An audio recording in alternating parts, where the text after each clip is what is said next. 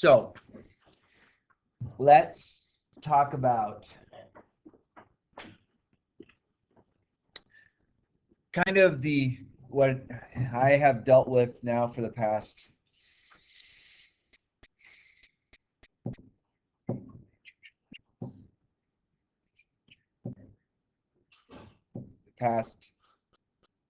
10 months.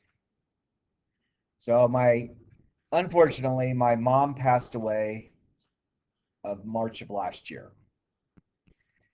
And so there are some, you know, she passed, she did leave, she had $100,000 life insurance policy, which thank goodness she did, because my dad had asked both myself and my wife, could we help him with all of the accounts?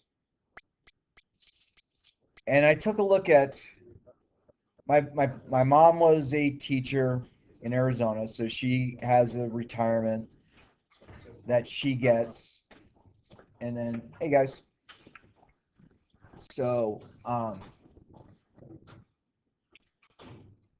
they so what happened is basically my dad receives my mom's retirement until my dad dies. And the real bonus, and I can't figure this out, and I actually had one of my attorneys look at the paperwork to verify it was true. So basically, my mom's retirement is in the ballpark of $6,000 a month, which my dad gets. When my dad passes away, I will get in the ballpark of $3,000 a month for the rest of my life, you guys, which is pretty cool. I mean, it was a nice gift that they did it, but I can't figure out how in the heck the state of Arizona's teacher retirement program can afford to pay my sister and I half of what my dad was getting once my dad passes away. And that, the thing is, my dad, he'll probably live to be 130 years old, so I probably won't see a dime of it. But that was kind of nice. So my mom passes away, and the state of, and I thought this was the biggest jerk move ever. The state of Arizona said, okay, we see that Robert Stirrup, who is my dad, gets the remainder of the money. But they said, we're going to reverse deposit the money we gave you last month, and it'll take about 3 months before you get money put back in as far as his retirement. To make sure there wasn't like fraud or murder or anything like that, which basically she had a massive heart attack and died. So that's so it was just it was strange. But then, so I get a hold of my dad's, I see that what his banking accounts have, and I'm like, where's the rest of it? Well, that's it. So when my mom passed, they basically had $17,000 in liquid savings. They have a 401k, which was about $100,000, and it still is. He hasn't touched that. But I'm looking at my parents going, how in the heck did you guys retire with so very little? But it is, oh, we got plenty of money. Now, so my mom passed in March, and by the first part of July, the $100,000 life insurance kicked in. So my dad got that. And I was like, okay, that's good. So then I was like, okay, let's take a look at what kind of bills you have. My parents still had a mortgage on their house that they bought in 1974. Okay. It was about $22,000. So I said, okay, Dad, first thing we're doing, we're paying this mortgage off. It's like, why? I'm going to lose the write-off. Dad, the amount of interest that you're paying right now on this loan that you've extended for almost 50 years, there's nothing to write off. I said, I'll give you the $12 that you might have gotten back from the federal government. And so we paid that off. And I was like, okay, the next thing, he had a fifth wheel camper. Now, friends, this is not how you do car stuff. Unfortunately, this is how many people do car stuff or camper stuff or boat stuff. So my dad, when he first retired, he bought a fifth wheel trailer. Was paying off, each month. Then he decided he wanted a bigger one, so he went and bought a bigger one. But he didn't pay the original trailer completely off. So then he got a loan for. So let's say he owed $10,000 on the first trailer. He then gets a loan for $100,000 for another trailer, and then on top of that, they put the $10,000 into the loan, and then he decides to sell that trailer and buy a big old motorhome in which he didn't pay off the previous two things. So they rolled that into the payment on this new motorhome. And then that new motorhome, they were driving across I-40 outside of Gallup, New Mexico. Hey, I don't know where it went. I'm sorry. So they were driving across I-40 out by Gallup, New Mexico, and a strange wind caught the side of it, didn't flip it over, but it ripped the roof of it off. And it was totaled. And I'm like, how does that even happen? So that got covered by the insurance, but the insurance didn't cover what they owed. So he went and bought another camper, in which he had the first camper, the second camper, on there still. And then once my mom died, my dad said, well, I probably won't be using the camper anymore. I'm like, cool, let's sell it. He goes, well, the market value is only $30,000 in which I can get for it. I'm like, okay, what do you owe? And all of a sudden I see what he owes. He owes $50,000 on something that's only worth $30,000. I'm like, my gosh, I don't know how I am the offspring of these people. So I said, fine. I said, your big pickup truck with a big old diesel engine in it and the 4-door pickup and the 1-ton suspension, I said, how much can you get for that? And so he was able to get like $30,000. So there was still $20,000 that still had to be paid. So I was like, Dad, what you're going to do is you're going to sell the camper and you're going to sell your pickup truck both, and we'll pay off the difference. So he did that. So now I got my dad debt free. Okay. So that kind of catches up on the debt. So Dad's debt free now. Now, there are other things that I told my dad. I had a whole checklist of stuff that he had to do. So the credit card that he and my mom had, he has his credit card, my mom had hers, were the same credit card, same account.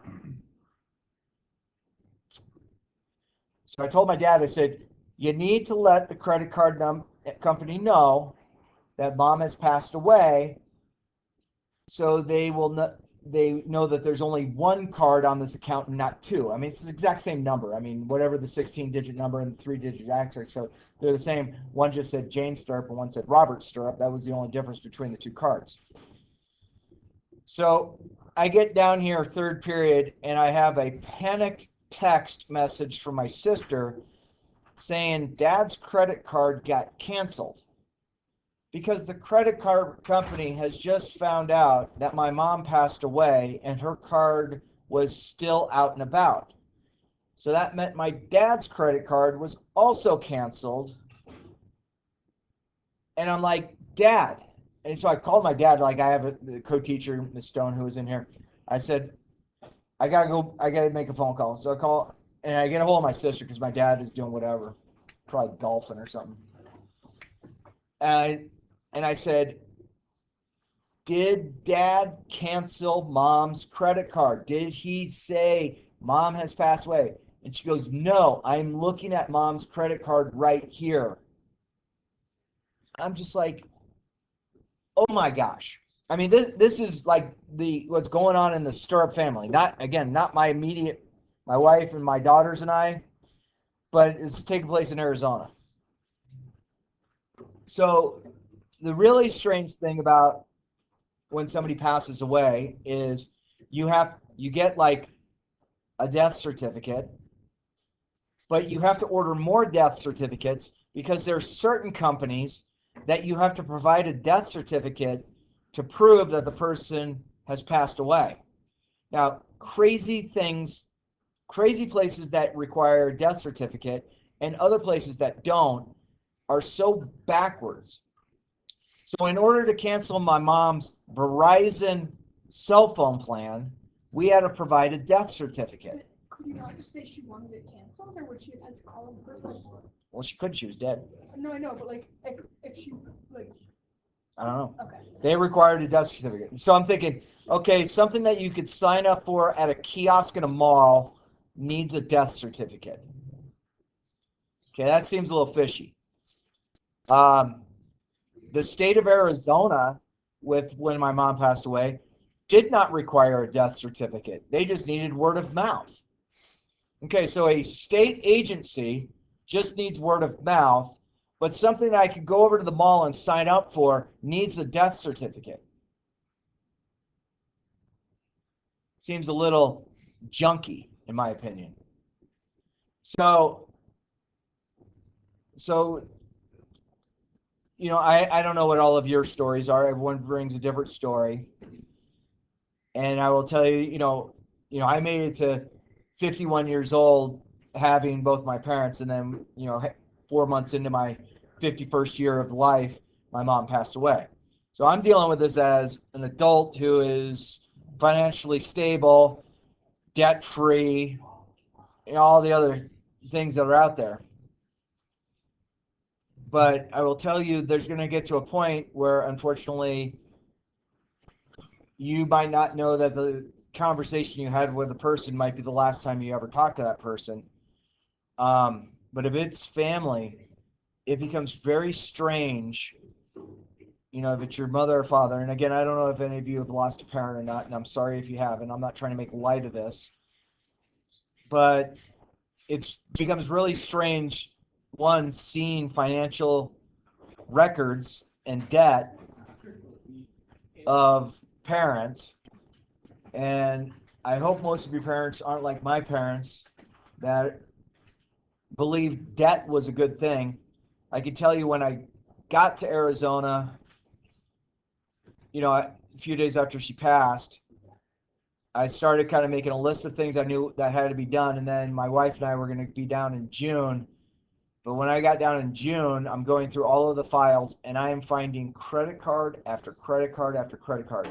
I had to cancel 19 different credit cards that my mom had. And what was really weird is, like, they had the Discover card, and there was only one thing that would show up on the Discover card every month, and that was Netflix.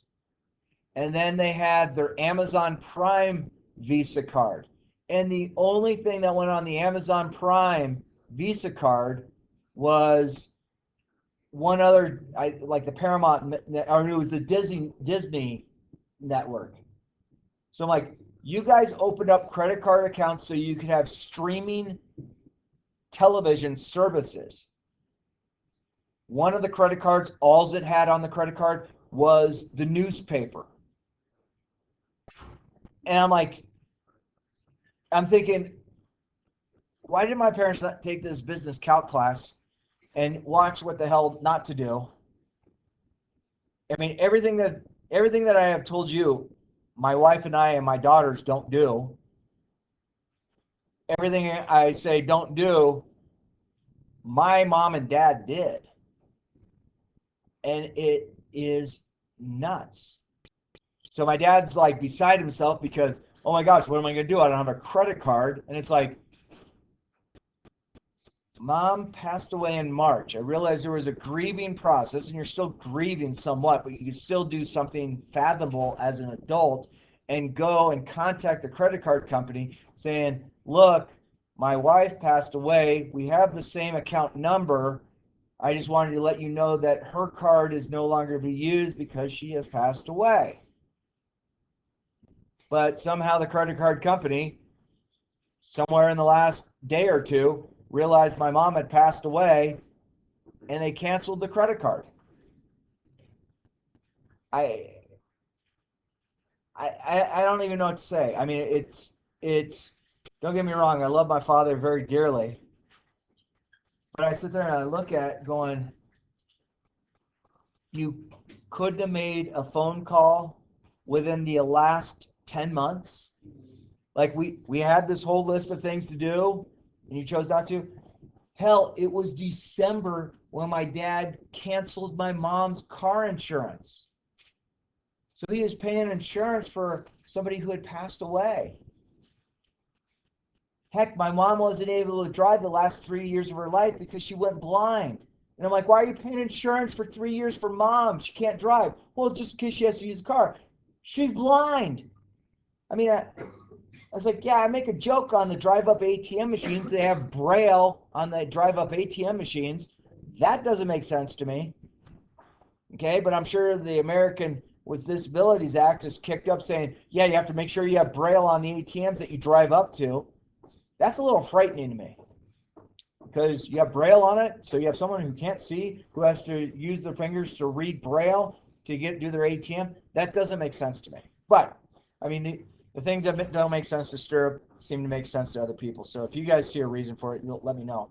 But Probably because they just mass produced the panels. yeah, I guess, but it's really just a sticker. Oh.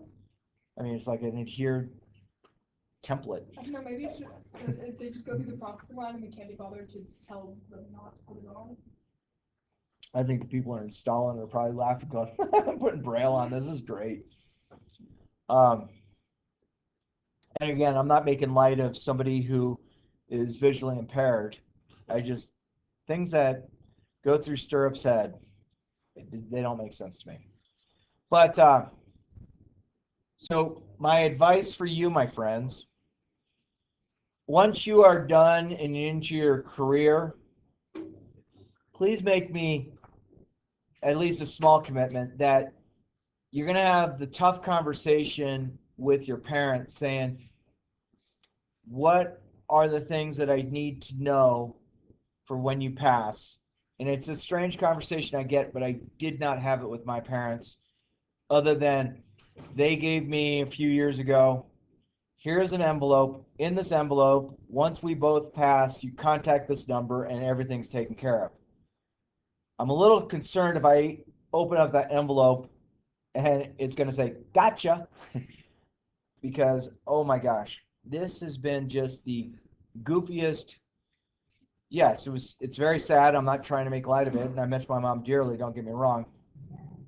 But it is such a silly act of things that shouldn't have taken place that did take place. And I just sit there like my dad going, I get it. You're kind of upset still, but you've moved on. But I will tell you where my dad's sense of humor is, and this is where mine kind of is.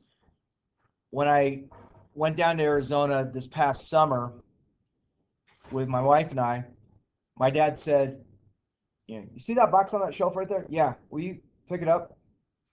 And it's a cardboard box. And I'm thinking this has got something in it that I need. And I said, what? I said, what's in there? And he goes, you're holding your mom's ashes. So my dad's got about as twisted of a sense of humor as I do. But I'm just like, okay.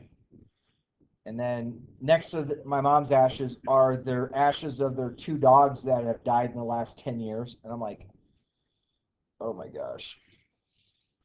I don't know what I'm supposed to do. I'm just going to be in front of you guys during assemblies, making a fool of myself and having fun doing it. That's all I have for you today. Just giving you a little